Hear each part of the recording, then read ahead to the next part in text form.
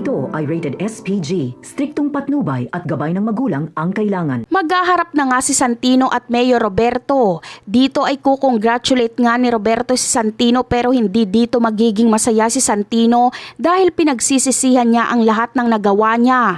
Dahil una sa lahat, ang kagustuhan niya lang talaga ay ang maghiganti kung sino talaga ang pumaslang sa kanyang Kuya David at ngayong kilala niya na ang mga salarin ay hindi siya papayag na hindi magbayad ang mga ito. Ngunit tatakutin nga ni Mayor Roberto si Santino na kapag hindi ito sumunod sa mga ipag-uutos niya ay may mangyayaring masama sa tatay nitong si Rigor. Bagamat makakaramdam ng kaba at takot si Santino sa banta ni Mayor Roberto ay hindi niya pa rin ito susundin.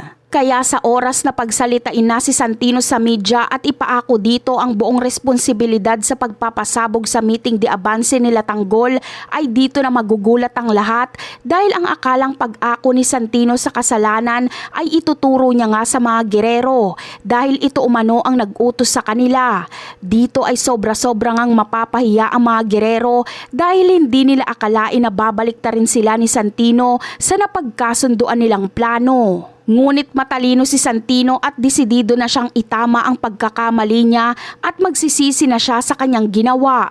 Bagamat damay pa rin siya sa krimen dahil siya pa rin ang nagtanim ng pasabog ay wala na siyang pakialam.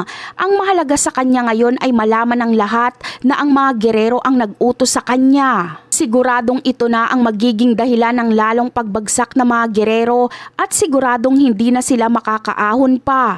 Sigurado na ang panalo ni Tanggol at mapapatalsik na sila sa City Hall dahil ang inaakala din nilang patay na si Tanggol ay isang malaking akala lang dahil buhay na buhay si Tanggol dahil hindi naman ito mamamatay dahil siya ang bida sa palabas at yan ang aabangan natin. Bye!